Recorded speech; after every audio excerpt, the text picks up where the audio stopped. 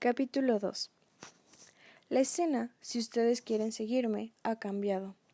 Caen hojas, ahora en Londres, no en Oxbridge, y les ruego que imaginen un cuarto como hay miles, con una ventana que sobre los sombreros de la gente y los camiones y los automóviles mira otras ventanas, y en la mesa dentro del cuarto una gran hoja de papel en blanco con la inscripción: Las mujeres y la novela, y nada más.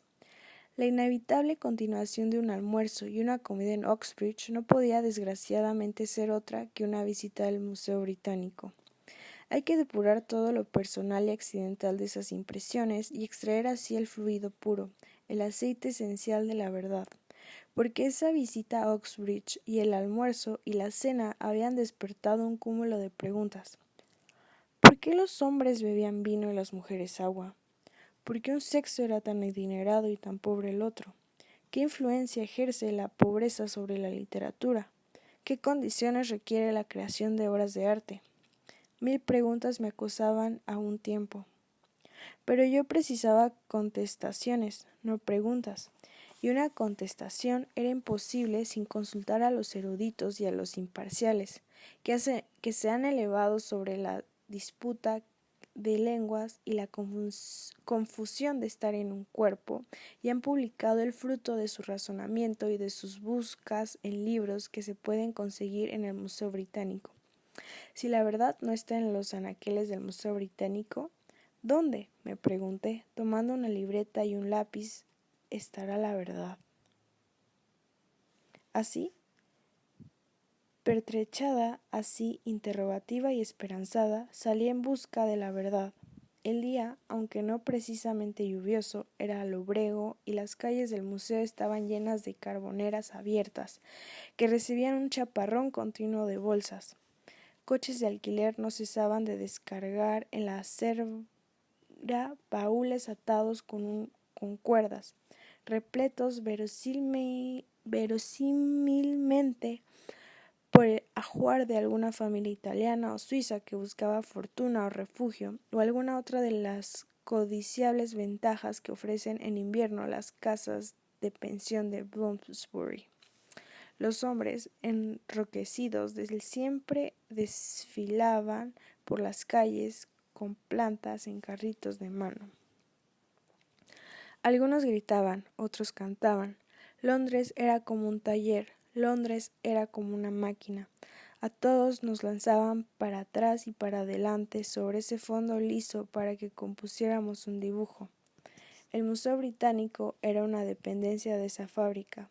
Las puertas giratorias se abrieron, y ahí quedé yo bajo la vasta cúpula, como si fuera un pensamiento en la enorme calva que está espléndidamente circundada por una faja de nombres célebres. Iba al mostrador, tomaba una tira de papel, abría un volumen del catálogo y estos 5 puntos indican 5 minutos verdaderos de estupefacción, maravilla y perplejidad. ¿Tienen ustedes la menor idea del número de libros sobre mujeres que se publican en el curso de un año? ¿Tienen ustedes la menor idea de cuántos son escritos por hombres? ¿Se dan cuenta que ustedes son, tal vez, el más discutido animal del universo? Aquí estaba yo, con una libreta y un lápiz y la intención de pasarme la mañana leyendo y la esperanza de trasladar la verdad a mi libreta al cabo de la mañana. Pero para luchar con todo esto ya tendría que ser un rebaño de elefantes y una selva de arañas, pensé, desesperadamente invocando a aquellos animales que tienen fama de más larga vida y de muchedumbre de ojos.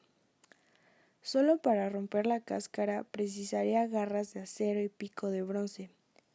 ¿Cómo encontrar los granos de verdad perdidos en esta mole de papel?, me pregunté, y desesperada me puse a recorrer la alta lista de títulos. Hasta los nombres de los libros me hacían pensar. El sexo y su naturaleza bien pueden atraer a médicos y biólogos, pero lo sorprendente y de difícil explicación era el hecho de que el sexo, la mujer, es decir, también atrae ensayistas agradables, ágiles novelistas, jóvenes doctorados en letras, hombres que no se han doctorado, hombres sin otra calificación que no ser mujeres. Algunos de estos libros eran notoriamente frívolos y burlones. Muchos, por otra parte, eran serios y proféticos, morales y amonestadores. La sola lectura de los títulos sugería innumerables maestros, innumerables clérigos escalando sus tarimas y púlpitos y despachándose con una locuacidad que sobrepasa en mucho la hora que es costumbre conceder a tales discursos. Era un fenómeno singular y aparentemente, aquí consulté la letra H, exclusiva del sexo masculino. Las mujeres no escriben libros sobre los hombres, hecho que saludé con alivio porque si primero tenía que leer todo cuanto los hombres han escrito sobre las mujeres y después todo lo que las mujeres han escrito sobre los hombres, el aloe que florece cada 100 años florecería 2 veces antes de que yo empezara a escribir. Por consiguiente, haciendo una elección perfectamente arbitraria de unos 12 volúmenes, deposité mis tiras de papel en la bandeja de alambre y esperé en mi banco, entre los demás buscadores del aceite esencial de la verdad. ¿Cuál sería entonces la razón, yo pensé, de esta curiosa disparidad, dibujando ruedas de carro en las tiras de papel, que el contribuyente británico suministra sin duda para otros fines? ¿Por qué las mujeres, a juzgar por este catálogo, interesan mucho más a los hombres que los hombres a las mujeres? Parecía un hecho rarísimo, y empecé a divagar, figurándome las vidas de los hombres que dedican su tiempo a escribir libros sobre mujeres. Viejos o jóvenes, casados o solteros, de nariz colorada o jorobada. De todos modos, era halagador saberse objeto de tan repetido interés, a condición de que no lo otorgaran solamente los lisiados e inválidos. Así medité yo hasta que una avalancha de libros desmoronándose en mi pupitre aniquiló mis frívolos pensamientos. Ahora comenzaron los sinsabores. El estudiante adiestrado en Oxbridge posee fuera de duda un sistema para arrear la pregunta a lo largo de todas las distracciones hasta que ésta se mete en la solución como la oveja en corral. Por ejemplo, el estudiante a mi derecha, que copiaba asiduamente de un manual científico, debía estar extrayendo pepitas puras del metal esencial cada tantos minutos. Así lo indicaban sus gruñidos de satisfacción. Pero si desgraciadamente no se tiene práctica universitaria, la pregunta, lejos de dejarse arrear al corral, se desbanda como una majada despavorida, espantada por una jauría de perros. Profesores, maestros de escuela, sociólogos, curas, novelistas, ensayistas, periodistas, hombres sin otra calificación que no ser mujeres, acosaron mi pregunta simple y sencilla. ¿Por qué son pobres las mujeres? Hasta que se convirtió en 50 preguntas, hasta que las 50 preguntas se tiraron frenéticas al río y las arrastró la corriente. Cada hoja de mi libreta quedó negra de apuntes. Para mostrarles el estado mental al que descendí, les leeré algunas, explicando que la página se titulaba Las mujeres y la pobreza, en letras mayúsculas, pero lo que seguía era algo así. Condición en la Edad Media de costumbres en la isla Fiji de veneradas como diosas por más débiles en sentido moral que idealismo de más concienzudas que isleños en los mares del sur, época de la pubertad entre atractivos de inmoladas en sacrificio a pequeñez del cerebro de subconsciencia más honda de menos bello en el cuerpo de inferioridad mental, moral, física de amor maternal de mayor longevidad de músculos más débiles de fuerza en los afectos de vanidad de más alta educación de la opinión de Shakespeare sobre la opinión de Lord Birkenhead sobre la opinión de Dean Inge sobre la opinión de La Bruyère sobre la opinión de Shakespeare sobre la opinión del Dr. Johnson sobre la opinión del Mr. Oscar Browning sobre. Aquí tomé aliento y añadí al margen. ¿Por qué razón dirá Samuel Butler? Los hombres sabios nunca dicen lo que piensan de las mujeres. Parece que los hombres sabios no hacen otra cosa. Pero proseguí recostada en mi silla y mirando la vasta cúpula del de la que yo era un solo pensamiento, aunque ya bastante perplejo. Lo triste es que los hombres sabios nunca piensan lo mismo de las mujeres. Aquí está Pope. La mayoría de las mujeres carecen de todo carácter. Y aquí está La Bruyère. Les femmes sont exprimées. Elles sont meilleures ou pires que les hommes. Una contradicción directa de observadores agudos que eran contemporáneos. ¿Son capaces de educación e incapaces? Napoleón las creyó incapaces. El doctor Johnson opinó lo contrario. ¿Tienen alma o no tienen alma? Ciertos salvajes dicen que no. Otros, al contrario, sostienen que las mujeres son semidivinas y las veneran. Algunos hombres sabios afirman que su inteligencia es superficial, otros que su conciencia es más profunda. Goethe las honró, Mussolini las despreció. En todas partes habrá hombres opinando sobre mujeres y opinando cosas distintas.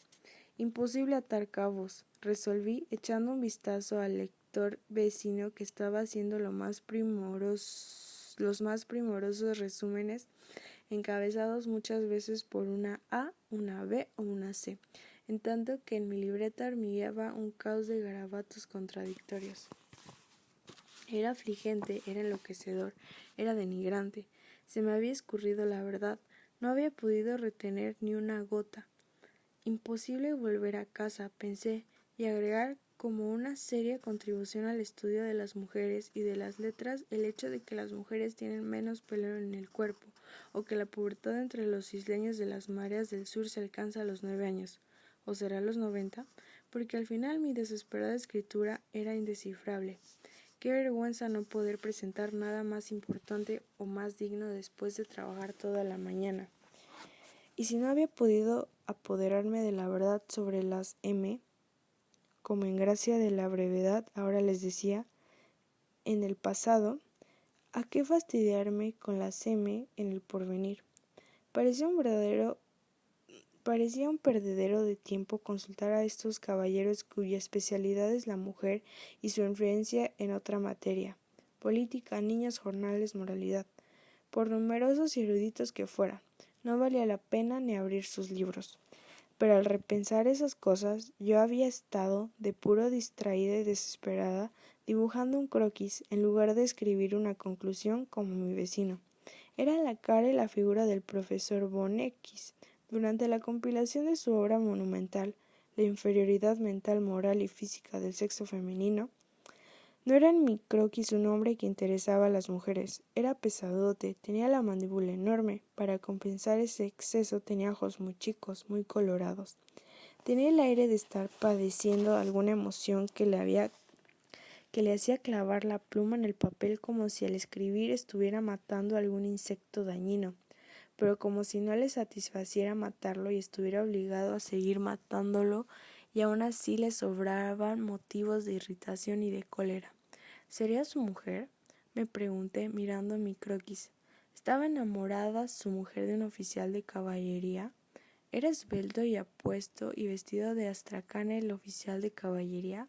¿O para adoptar la tesis de Freud, una muchacha linda se había reído de él en la cuna? Porque ni siquiera en la cuna debe haber sido muy atrayente ese profesor. Por una razón o por otra, el profesor parecía muy enojado y muy feo en mi croquis al compilar su magno volumen sobre la inferioridad mental, moral y física de las mujeres. Dibujar croquis era un modo haragán de cumplir el trabajo inútil de la mañana. Es, sin embargo, en nuestros ocios, en nuestros sueños, que la sumergida verdad suele salir a flote. Un ejercicio muy elemental de psicología, que no significaré con el nombre de psicoanálisis, me demostró,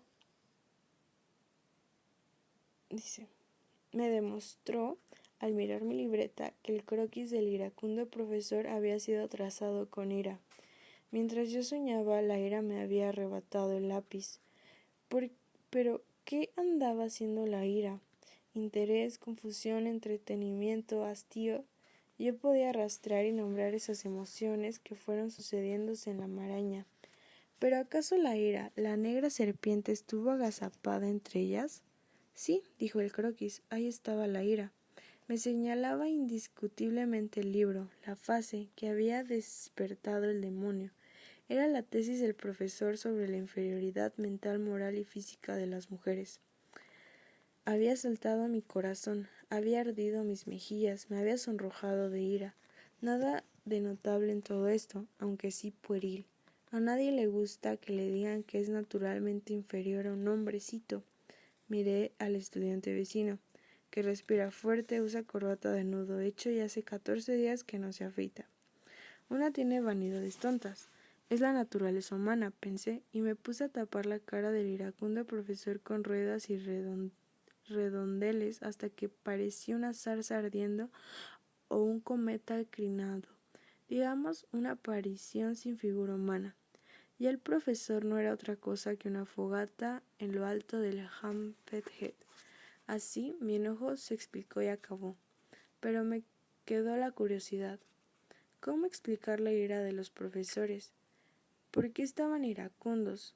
Pues al analizar la impresión dejada por esos libros había siempre un elemento de ardor.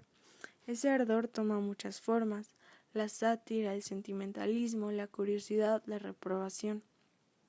Pero había otro elemento muy habitual y que no se dejaba identificar inmediatamente: ira, me pareció, pero una ira subterránea mezclada con emociones de todas clases. A juzgar por sus singulares afectos, era una ira disfrazada y compleja, no abierta y franca. Por una razón o por otra, todos esos libros, pensé contemplando la pila sobre el pupitre, no son del todo inútiles. Son inútiles científicamente, es decir, aunque humanamente abundan en enseñanzas, interés, tedio y datos rarísimos sobre las costumbres de los isleños de Fiji, están escritos a la luz roja de la emoción, no a la luz blanca de la verdad. Por eso debo devolverlos al pupitre central y restituir cada uno a su celda en el panal enorme. Mi única certidumbre de esa mañana entera de trabajo era el hecho de la ira. Los profesores, así los amalgame a todos juntos, estaban enojados. ¿Por qué?, me pregunté, ya devueltos los libros. ¿Por qué?, me pregunté, ya en la galería entre las canoas prehistóricas y las palomas. ¿Por qué están enojados? Proponiéndome siempre esta pregunta, salí a buscar un sitio donde almorzar. ¿Cuál es la verdadera naturaleza de lo que por ahora llamo su ira?, me pregunté. He ahí un problema que me duraría el tiempo que se tarda para almorzar un modesto restaurante cerca del Museo Británico. Mi precursor había dejado en una silla la primera edición de un diario de la tarde, y esperando que me atendiera me puse a leer los títulos. Una cinta de grandes letras negras atravesaba la página. Alguien había batido un récord de cricket en África del Sur. Cintas menores anunciaban que Sir Austen Chamberlain estaba en Ginebra. En un sótano habían encontrado una hacha con cabellos humanos. El juez en lo civil, señor N., comentaba en el tribunal de divorcios la desvergüenza de las mujeres. Diseminadas en el diario había otras noticias. A una actriz de cine le habían descolgado de un cerro en California y estaba suspendida en el aire. El tiempo iba a nublarse. El visitante más fugaz de este planeta, pensé, que recogiera este diario no dejaría de enterarse, con solo este testimonio disperso, de que Inglaterra se halla bajo el poder de un patriarcado. Nadie en su sano juicio puede no percibir el dominio del profesor. Suyos eran el poder y el oro y la influencia. Era el dueño del diario y su director y subdirector. Era el ministro de Relaciones Exteriores y el juez. Era el profesional del cricket. Era el propietario de los caballos finos y de las yachts. Era el director de la compañía que paga 200% a sus accionistas. Dejaba millones a sociedades de beneficencia y colegios dirigidos por él. Suspendió en el aire a la actriz de cine. Decidirá si los cabellos en el hacha son humanos. Absolverá o condenará al asesino. Lo ahorcará o lo dejará en libertad. Salvo el tiempo nublado, todo parece controlado por él. Sin embargo, estaba enojado. Yo sabía que estaba enojado por este signo, Cuando leí lo que escribió sobre las mujeres, no pensé en lo que estaba diciendo, sino en él. Cuando un razonador razona imparcialmente, solo piensa en la discusión, y sus lectores no pueden dejar de pensar en la discusión. Si hubiera escrito con imparcialidad sobre la mujer, si hubiera usado pruebas irrefutables para establecer su argumento y no hubiera mostrado ningún deseo de una conclusión o de otra, yo tampoco me habría enojado. Yo hubiera aceptado el hecho de que una arveja es verde o un canario color canario. Amén, yo hubiera dicho. Pero yo me había enojado porque él estaba enojado. Es absurdo, pensé, recorriendo el diario de la tarde, que esté enojado un hombre con tanto poder. ¿O es el enojo acaso, pensé, el familiar, el demonio subterráneo del poder? La gente rica, por ejemplo, suele estar enojada porque sospecha que los pobres quieren apoderarse de su dinero. Los profesores o patriarcas, como sería más exacto decirles, tal vez estén un poco enojados por eso, pero también por otras razones un poco menos públicas. Es muy posible que no estén enojados. Con frecuencia son admirativos, devotos, ejemplares en las relaciones de la vida privada. Es muy posible que si el profesor recalcaba con algún énfasis la inferioridad de la mujer, le interesaba menos esa inferioridad que su propia superioridad. Eso es lo que él estaba protegiendo de un modo atolondrado y a gritos, porque para él era una joya de gran valor. Para ambos sexos, y los miré, abriéndose camino en la acera. La vida es ardua, difícil, una lucha perpetua. Exige coraje y fuerza gigantesca. Más que nada, criaturas de ilusión como son, exige confianza en sí mismo. Sin esa confianza somos como niños en la cuna. ¿Y cómo elaborar con más rapidez esa imponderable calidad que sin embargo es tan preciosa?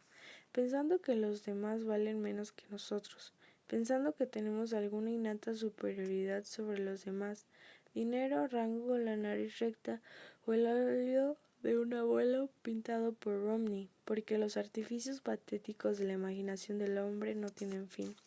De ahí, para un patriarca que debe conquistar y gobernar, la importancia enorme de sentir que muchísima gente, medio género humano en verdad, es por naturaleza inferior a él. Tiene en verdad que ser una de las fuentes principales de su poder, pero ahora permítanme aplicar la luz de esta observación a la vida real. Sirve para explicar alguno de esos problemas psicológicos que apuntamos al margen de la vida diaria. Sirve para explicar mi asombro del otro día cuando Zeta, el más comprensivo y modesto de los hombres, tomó un libro de Rebecca West y exclamó: ¡qué feminista! Dice que los hombres son snobs. Esa exclamación sorprendente. Pues ¿qué tenía el feminista Miss West al formular? Pues ¿qué tenía de feminista Miss West al formular una declaración quizá verdadera, aunque algo descortés sobre el otro sexo?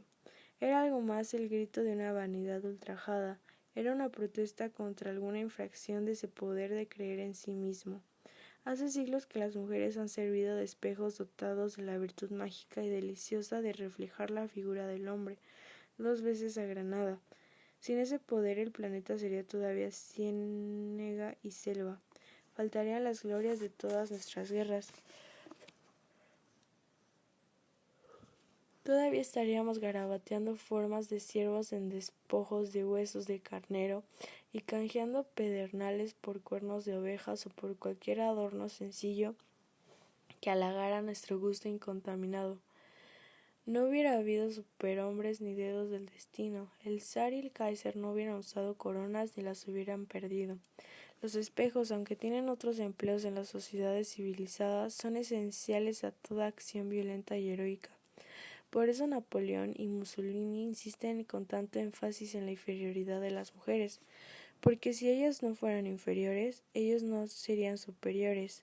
Eso en parte explica lo necesarias que son las mujeres al hombre, y también explica lo nerviosos que estos se ponen bajo la crítica de aquellas, la imposibilidad de que una mujer opine que tal libro es malo o tal cuadro es flojo sin provocar más sentimientos y más ira que si opinara un hombre.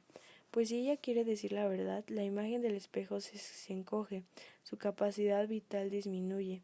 ¿Cómo puede seguir haciendo justicia, educando salvajes, dictando leyes, escribiendo libros, vistiéndose de etiqueta y discursando en banquetes, si no se puede ver a sí mismo en las horas del almuerzo y de la comida agrandado 2 veces? Así reflexionaba ya, desmenuzando el pan y revolviendo el café y de vez en cuando mirando a la gente en la calle. La visión espectacular es muy importante porque enriquece la vitalidad y estimula el sistema nervioso. Suprímala y el hombre se puede morir, como el cocainómano privado de cocaína. Bajo el poderío de esa ilusión, pensé, mirando por la ventana, la mitad de la gente en la calle va a su trabajo. De mañana se ponen el sombrero y el abrigo bajo sus agradables rayos. Empiezan alentados el día, creyéndose deseados e indispensables en la tertulia de Miss Smith. Se dicen al entrar en la sala: soy superior a la mitad de las presentes y por eso hablan con esa confianza, con ese aplomo que ha tenido tan hondas consecuencias en la vida pública y conduce a notas tan curiosas al margen de la mente privada. Pero esas contribuciones al tema peligroso y fascinador de la psicología del otro sexo, tema que ustedes investigarán, lo confío, cuando tengan 500 libras al año, fueron interrumpidas por la obligación de pagar la cuenta. Sumaba 5 chelines y 9 peniques. Le di al mozo un billete de 10 chelines y fue a buscar cambio. En mi cartera había otro billete de 10 chelines. Lo noté, porque es un hecho que todavía me asombra, la virtud de mi cartera de engendrar automáticamente billetes de 10 chelines. La abro y ahí están. La sociedad me da pollo y café, cama y alojamiento a cambio de cierto número de trozos de papel que me dejó una tía, por la sola razón de que yo llevaba su nombre. Mi tía Mary Benton, había de decirlo, murió de una caída de caballo, cuando iba a tomar el aire en Bombay. La noticia de mi herencia me llegó una noche casi al mismo tiempo que pasaba la ley concedida al voto de las mujeres. Una carta de abogado cayó al buzón y al abrirlo supe que tendría 500 libras al año para toda mi vida. De los dos, el voto y el dinero, me ha parecido mucho más importante el dinero. Antes me había ganado la vida pescando tareas raras en los diarios, haciendo la crónica de una exposición de burros por aquí, de una boda por allá. Había ganado unas pocas libras dirigiendo sobres, leyendo en voz alta a señoras viejas, haciendo flores artificiales, enseñando el abecedario a chiquillos en jardines de infantes. Tales eran las principales ocupaciones accesibles a la mujer antes de 1918. Ustedes no precisan, temo, que les describa en cada uno de sus detalles la dureza de ese trabajo, porque ustedes tal vez conocen mujeres que lo han ensayado, ni la dificultad de vivir con el dinero ganado, porque ustedes lo han intentado tal vez. Lo que aún sigue atormentándome es el veneno de amargura y temor que engendraron aquellos días. El hecho inicial de estar continuamente haciendo algo que no nos gusta y de hacerlo como un esclavo, con acompañamiento de lisonjas y adulaciones quizás no imprescindibles, pero a mí me lo parecían y no quería correr ningún riesgo. Y el pensamiento de aquel don solitario cuya ocultación comporta la muerte, un don pequeño pero caro a su poseedor, pereciendo mi alma con él. Todo eso era como una herrumbre devorando la frescura de la primavera, destruyendo el corazón del árbol. Sin embargo, como les estaba diciendo, murió mi tía, y cada vez que cambio un papel de 10 chelines se gasta un poco de esa herrumbre y de esa corrosión. El miedo y la amargura se van. Es notable, pensé, guardando el cambio de mi cartera, la transformación que una renta fija opera en el carácter de las personas. No hay fuerza humana que me pueda arrancar mis 500 libras. Alojamiento, ropa y comida son míos para siempre. No solo cesan la labor y el esfuerzo, sino la amargura y el odio. No necesito odiar a ningún hombre, no me puede hacer mal. No preciso adular a ningún hombre, no tienen absolutamente nada que darme. Imperceptiblemente adopté una nueva actitud hacia la otra mitad del género humano. Era absurdo culpar a una clase o a un sexo en conjunto. Grandes masas de gente nunca son responsables de lo que hacen.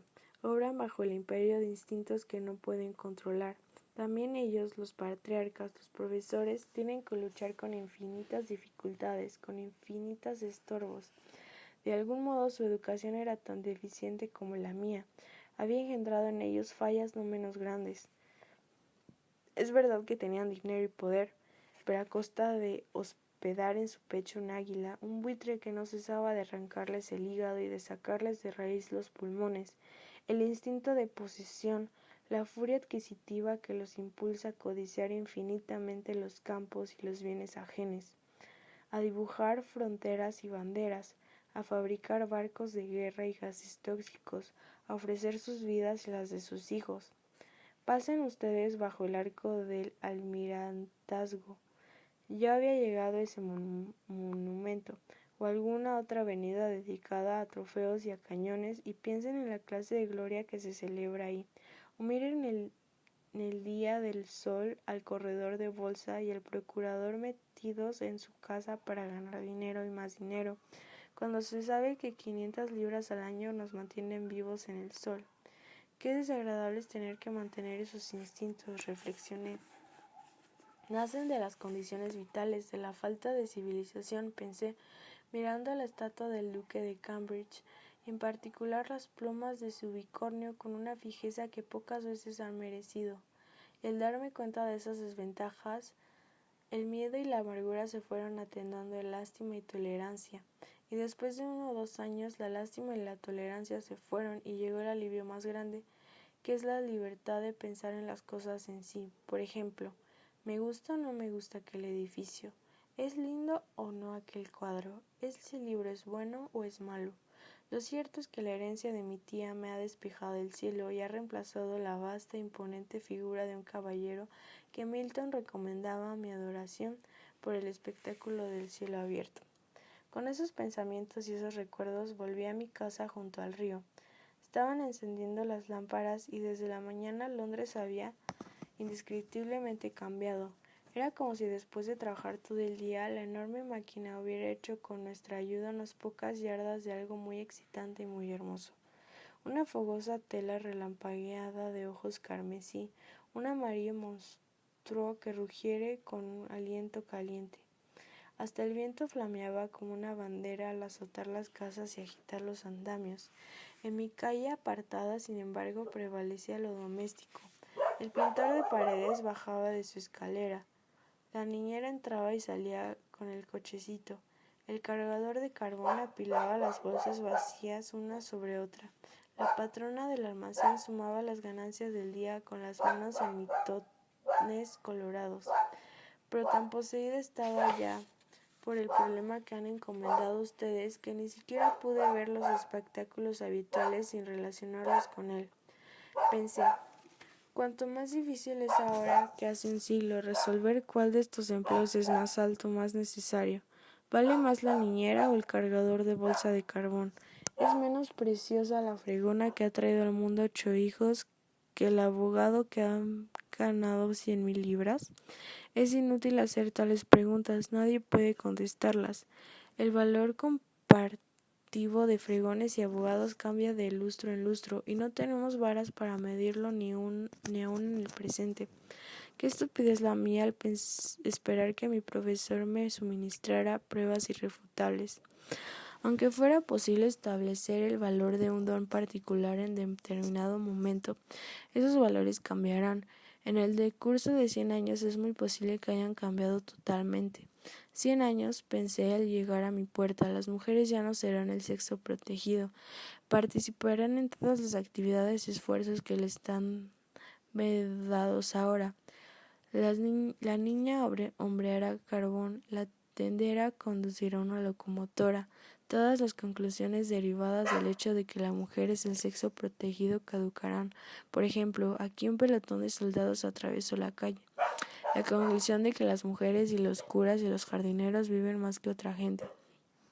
Quiten esa protección, expóngalas a los mismos esfuerzos y actividades, háganlas soldados y marineros, maquinistas y trabajadores del puerto, y las mujeres morirán tan jóvenes y tan pronto que se dirá, hoy he visto una mujer, como antes se decía, hoy he visto un aeroplano. Todo puede suceder cuando la feminidad ya no sea una ocupación protegida, pensé al abrir la puerta. ¿Pero qué tendrá todo esto que ver con el tema de mi conferencia? Las mujeres y la novela, me pregunté al entrar.